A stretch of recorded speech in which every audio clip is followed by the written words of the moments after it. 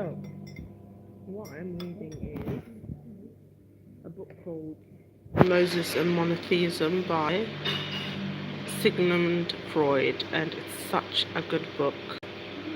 It basically talks about how Moses established the Mosaic laws and the one faith in Egypt and how he changed the world. So it's a really interesting book, and that's what I'm reading at the moment.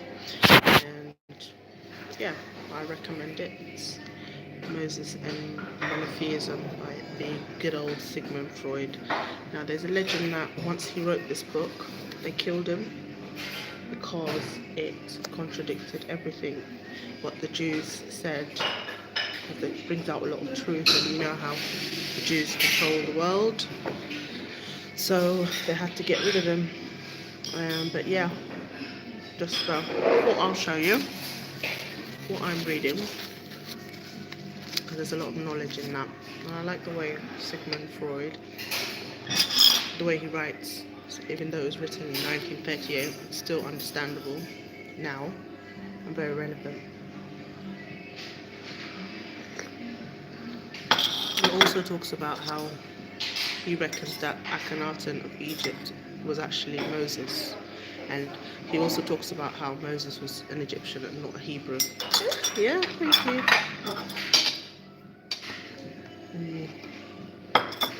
So this discusses about that, and yeah, I find it quite interesting. Like here, I do recommend people read this for scholarly reasons. Just gonna see if there's an extract that I could show you. He says here, Moses gave the Jews not only a new religion, it is equally certain that he introduced the custom of circumcision. This has a decisive importance for our problem, and it has hardly ever been weighed. The biblical account, it is true, often contradicts it. On the one hand, it dates the custom back to the time of the patriarchs as a sign of covenant concluded between God and Abraham. On the other hand, the text mentions in an especially obscure passage that God was angry with Moses because he had neglected this holy usage and proposed to slay him as punishment. But Moses' Ethiopian wife saved her husband and from the anger of God by speedily performing the operation using rocks. The question concerning the origins of circumcision has only one answer. It comes from Egypt. Herodotus, the father of history, tells us that the custom of circumcision has long been practiced in Egypt, and his statement has been confirmed by the examination of mummies and even by drawings on the walls of the graves. No other people of the Eastern Mediterranean, as far as we know, has followed the custom. We can assume with certainty that the Semites, Babylonians, Sumerians were not circumcised. Biblical history itself says as much of the inhabitants of Canaan. It is presupposed in the story of the adventure between Jacob's daughter and the prince of Shechem. The possibility that the Jews in Egypt adopted the usage of circumcision in any other way than in connection with the religion Moses gave them may be rejected as quite untenable. Now let us bear in mind that the circumcision was practiced in Egypt by the people as a general custom, and let us adopt for the moment the usual assumption that Moses was a Jew who wanted to free his compatriots from the service of an Egyptian overlord. Okay.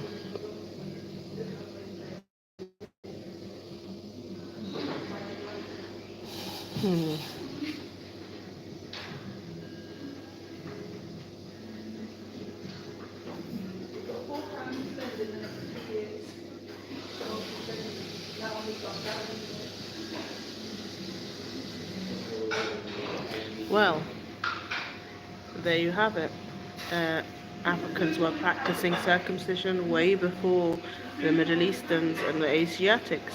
And as you can see, Africans introduced it, Egyptians, all the mummies practiced it, and that's what God intended. And the Hebrews were told to do it after Moses, and when they didn't do it, God was going to be very angry with them. So that shows whether you are Hebrew or not, if you do practice it, and if it hasn't been practiced, then you're not a Hebrew. So Africans all do that, and it's part of the historical connection with Egypt, because Africa was ruled by ancient Egypt, and they practiced male circumcision, which was very, very important in that time. Those that didn't do it were seen as uncivilized, and so that just shows that they were following God's way before all the prophets came. So yeah, it's a really interesting book. That was another extract from it.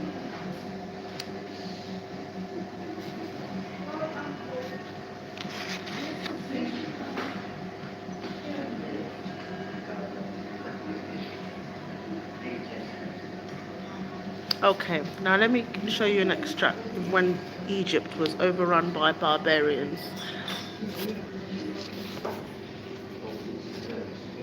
After the supremacy of Egypt had collapsed, hordes of warlike Arameans had flooded the country.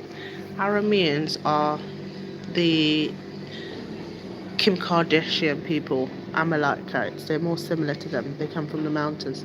They flooded the country, conquering and pillaging and thieving, and had shown where capable people could seize new land. We know these warriors from the letters which were found in 1887 in the archives ruined city of Amarna. There they are called Habiru, but the name was passed on. No one knows how to the Jewish invaders. Hebrews, who came later, could not have been referred to the letters of Amarna.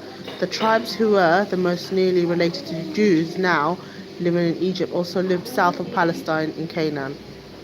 The motivation that we have summarized for the Exodus as a whole covers the institution of circumcision. We know in what manner human beings, both people and individuals, react to the ancient custom, scarcely any longer understood. So this is quite important. Those who do not practice it regard it as very odd, i.e. Raj and the Sikhs who do not practice it find it very odd. But those who've adopted circumcision are proud of the custom. They feel superior, ennobled, and look down with contempt on the others who appear to them unclean.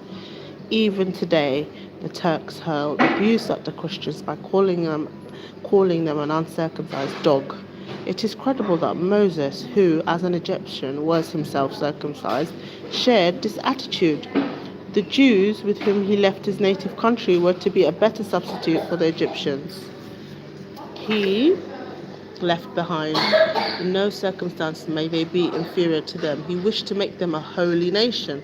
See, Moses saved his people who were stuck home in Israel by encouraging them to practice male circumcision. So it is explicitly stated in the Bible text as a sign of the dedication. He introduced the custom and made them at least the equals of Egyptians. It would further be welcome to him if such a custom isolated them and prevented them from mingling with other foreign powers.